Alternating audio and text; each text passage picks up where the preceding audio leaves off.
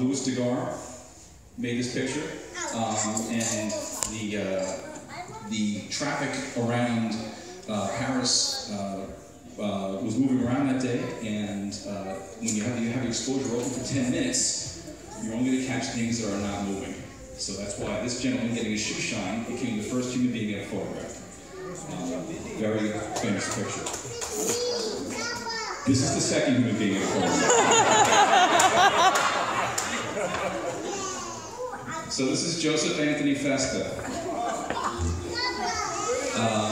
We're gonna guess circa May 1937 here. He's only about 6 months old. He's on the roof of some tenement on Thompson Street in the Lower East Side. That was my grandfather's house. All right, somebody knows me. So we have a lot of pictures of Joe. So here's Joe. You want to tell us what this was? I don't know. Yeah, see, who doesn't know? So Indian Point Park, most likely, could it be? Anyway, sitting hanging around. Anybody notice the ears? So we had a little. Actually, the ears got better. I don't know if they're surgically fixed in the interim. So here's a Statue of Liberty. Everybody's seen this before. This was brought over by the French a long time ago. I probably should know the date, but I don't. And here is a recreation of what the Statue of Liberty first saw when she sailed into New York Harbor.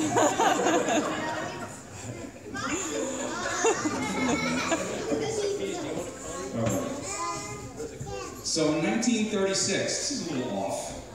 Set this up. There you go. 1936. I put Matt on that job. So some events in 1936. The Berlin Olympics. Oh boy. All right, so you have Jesse Owens win the gold. Obviously, you can see some other things happening in world events right there. A Japanese guy and a German guy. These aren't going to go so well for the world. But Jesse Owens won the gold in 36. The Hindenburg first sailed in 36 as well. That didn't last too long either, as everybody knows. Joe DiMaggio made his debut for the New York Yankees and got 3 hits that day. And San Francisco built Treasure Island in San Francisco Bay as part of the Golden Gate Exposition. And on December 18th, 1936, I had to look this up, Dad, Rose Hartnett captured Su Lin, the first panda in China, and brought her to the United States on your birthday, the day you were born in 1936. Captured this horrible creature. The thing lived another 2 years ago. And in 1936, this young man was born. Again, with the ears. I noticed we were scanning a lot of these pictures, and we noticed that at some point in time, they kept putting a hat over the head, so they would stay kind of fixated to the side of the head, even in the summer. So 1941, you know where we're going with this one? 1941, some events of 1941. Wikipedia told us that Mount Rushmore was created in 1941, and I actually had to debate that because Mount Rushmore was already been there. We just continued defacing it and stopped defacing it. So it's Mount Rushmore completed in 1941. The old people in the room, Joe DiMaggio, what happened in 1941? Anybody know? 56 day hit streak, very good. So a few years later, Joey D, 56 game hit streak. Treasure Island was taken over by the Navy. After they built San Francisco built it, the government took it right over in preparation for World War II. Cheerios was first released in 1941. Nice. And America First came out in 1941. Well, actually came out in 1940. Charles Lindbergh did a lot of speaking in 1941 for the anti-war movement amongst in the big cities in the United States. And then Pearl Harbor happened. And then America First was disbanded 3 days later, for obvious reasons. And in 1941, this young lady was born. I'm going to go with Hartford, Connecticut. Brooklyn. You were born in Brooklyn, and you moved to Hartford. Anyway, that's Susan Elizabeth Mary Marr. Am I getting it right? There you go. On a tricycle. So that's Mom. So Sue and Joe got together. They apparently met at a civil rights march. So that's, if you guys don't know, that's Sue on the left. That's Joe on the right. There was a party planned in Puerto Rico on their honeymoon. By the way, I texted my mom last night and I said, where was this picture from? Where was this picture taken? And she texted me back and she said, It's Puerto Rico, I think, / honeymoon. So you don't know where you went on your honeymoon? And I said, should we even be having this party today? And she didn't understand that. We're here nonetheless. And in 1966, when they decided to get married, a few things happened. The Beatles released Rubber Soul, and it's probably one of Van Burns' albums. She's spoken about that before, but subsequently, after the album release, this is when John Lennon made his famous quote that we're more popular than Jesus, which made him less popular in the United States. They're throwing stuff in the shows. Jeff Rathgate. Anybody know who this man is? This is the first overall draft pick in 1966. This is Steve Chilcott. And you go, who's Steve Chilcott? Steve Chilcott was drafted by the New York Mets, #1 overall in 1966. He's one of 2 players never to play in Major League Baseball. He was drafted first. Anybody know who was drafted 2nd overall in 1966? Any wild guesses? Oakland A's? This young man, Reggie Jackson. Anybody know him? So the Mets passed over Reggie Jackson to Steve Chilcott. And Jeff and I would just hang our heads in shame. It was disgusting. According to Wikipedia, and this is actually a quote from Wikipedia, Martin Luther King was stoned in a march in Chicago in 1966. Now you read that one way, and you're thinking, all right, well, you probably want to not be, but apparently you said that's right. 1966. And this is the Fermi 2 nuclear power plant in Detroit, Michigan, well, outside of Detroit, with a partial meltdown in 1966. And you scratching your head like, what happened? Because nobody knows they had a meltdown because it happened in Detroit. That's just the same as it does now. And in 1966, these 2 beautiful people got together.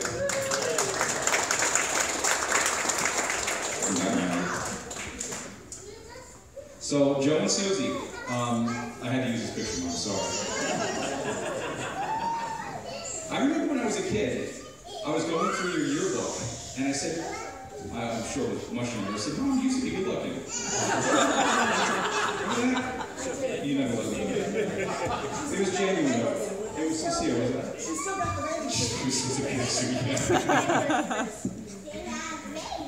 But they had some good times. We were brought up by truly remarkable parents. All the things my brothers had mentioned were true. This is at 81 Sycamore Street in the kitchen of our house where we grew up in. This, I believe, this bench seat is probably still there. This kitchenette is probably still there to this day. This picture was taken, how long ago? A long time ago. This picture was taken a month ago.